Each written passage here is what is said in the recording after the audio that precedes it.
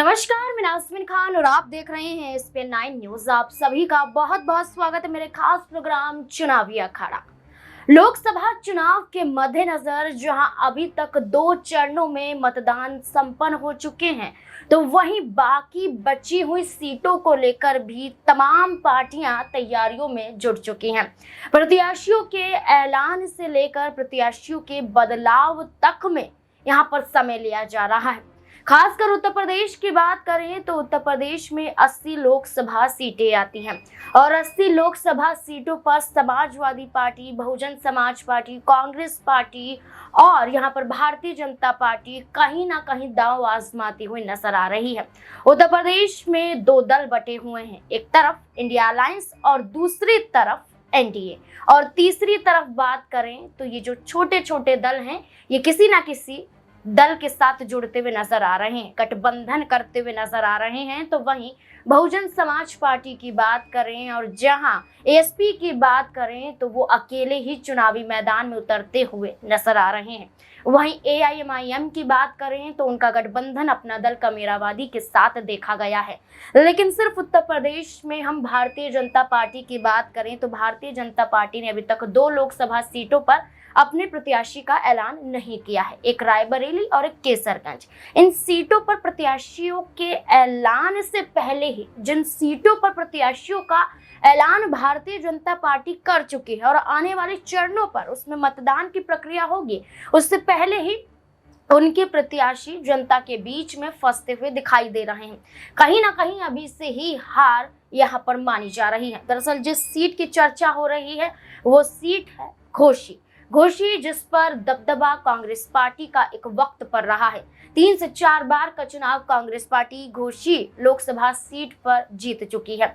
Samajwadi party ने भी जीत दर्ज की है, लेकिन सबसे ज्यादा जीत यहां पर बहुजन समाज पार्टी ने की है। 2019 के चुनाव के समीकरण की बात करें तो बहुजन समाज पार्टी की तरफ से अतुल राय को यहां पर चुनावी मैदान में उतारा गया था। वहीं भारतीय जनता पार्टी की तरफ से हरि नारायण को यहां पर चुनावी मैदान में उतारा गया था, लेकिन BSP के मुकाबले उन्हें हार का सामना करना पड़ता है और BSP के अतुल 2019 में घोसी से चुनाव जीत जाते हैं। उसके बाद घोसी में उपचुनाव होता है।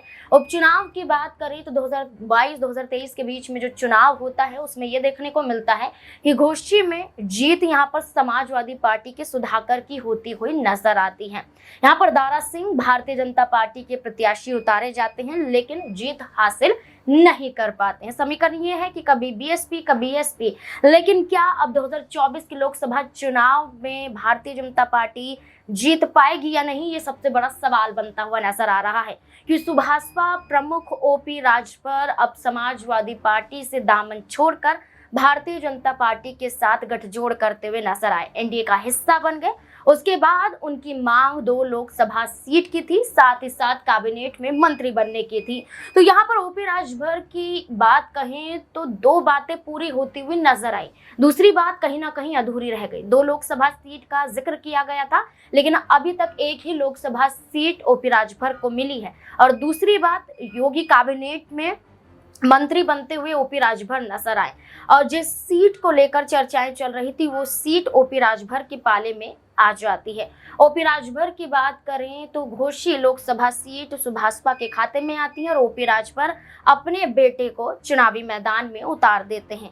अरविंद राजभर यहां से चुनावी मैदान में उतरते हैं, लेकिन जैसे ही अरविंद राजभर का नाम सामने आता है तो उनके विरोध में कई बड़े लोग यहाँ पर विरोध प्रदर्शन करते हुए नजर आते हैं। भारतीय जनता पार्टी के तमाम कार्यकर्ता विरोध करते हैं, सीधे तौर पर उनके बड़े बड़े नारे लगाए जाते हैं। आपको बता दें, योगी मोदी से बैर नहीं, राजभर तेरी खैर नहीं, इस तरीके के भी नारे लगाए जाते हैं। सीधे तौर पर अरविंद राजभर को घोसी से सिरे से इनकार कर दिया जाता है। इतना ही नहीं, यहाँ पर OP राजभर का अपमान और उनके बेटे अरविंद राजभर का अपमान कोई और नहीं बल्कि भारतीय जनता पार्टी के दिग्गज नेता भी करते हुए दिखाई देते हैं। आपको बता दें कि उत्तर प्रदेश के उप मुख्यमंत्री ब्रिजेश पाठक OP राजभर के बेटे अरविंद राजभर से यहाँ पर नाक रगड़वाते हुए दिखाई देते हैं, जनता से माफी मंगवाते हुए नजर आते हैं। क्या कुछ वीडियो में देखा जा रहा है, देखिए जरा।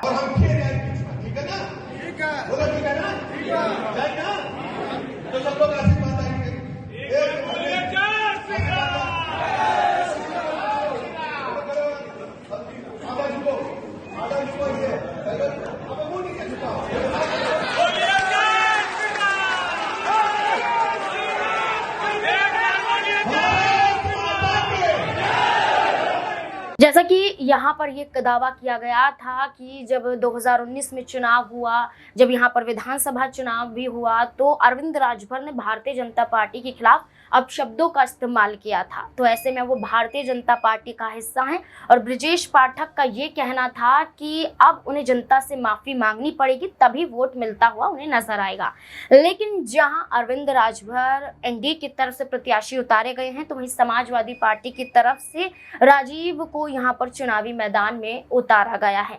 तो वहीं आपको ये बता दें कि पल्लवी पटेल की तरफ से, अपना दल कामेरावादी की तरफ से भी प्रत्याशी का ऐलान कर दिया गया है। प्रेमचंद यानी कि कांति निषाद की बात करें, उन्हें चुनावी मैदान में उतारा गया है।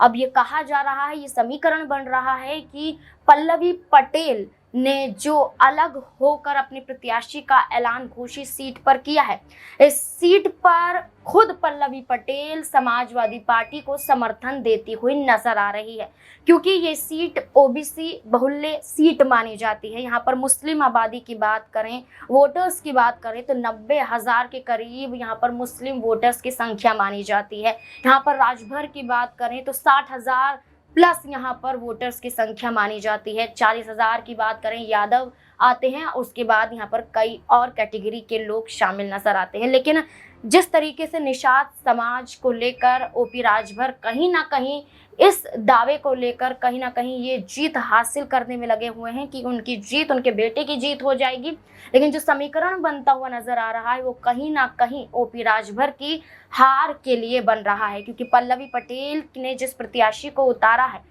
वो कहीं ना कहीं जीत हासिल तो नहीं करवा सकते, लेकिन समाजवादी पार्टी के प्रत्याशी को जिता सकते हैं। समाजवादी पार्टी के प्रत्याशी भी पहले यहाँ पर चुनाव जीत चुके हैं, तो अब यही दावा किया जा रहा है। लेकिन ओपी राजभर कैसे निशाना यहाँ पर समाजवादी पार्टी और कांग्रेस पार्टी पर साधते हुए दिखाई दे रहे हैं, सुनिए जरा। बगैर गोल की लड़ाई नहीं होती।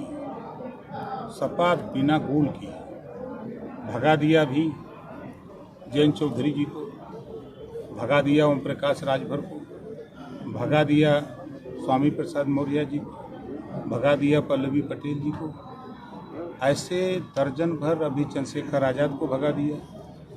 अकेले वो रहना चाहते हैं, बात करते हैं कि संविधान भारतीय जनता पार्टी बदल देगी। जब विपक्षी एकता की बात आई कि सब लोग इकट्ठा हों, तो सबसे पहले अगर बसपा का विरोध किसी ने किया था तो समाजवादी पार्टी के नेता माननीय अखिलेश यादव जी ने विरोध किया कि अगर इस मोर्चे में बसपा आ जाएगी तो हम मोर्चे से अलग हो जाएंगे। उस दिन याद नहीं आया? उस मोर्चे में जब नीतीश जी से ज़्यादा विद्वान है वो अखिलेश जी, नीतीश जी को समझदारी आ गई कि देश का विकास कहाँ हो रहा है, हम कहाँ हैं, उन्हीं का साथ छोड़ के आए ना। ममता जी ने साथ छोड़ दिया, अकेले लड़ेंगे, कहाँ लड़ेंगे, किस पे, किस वोट पे लड़ेंगे? समाजवादी पार्टी के पास है क्या आज के तारीख में? धैर्य रखिए, हम आज आ गए हैं।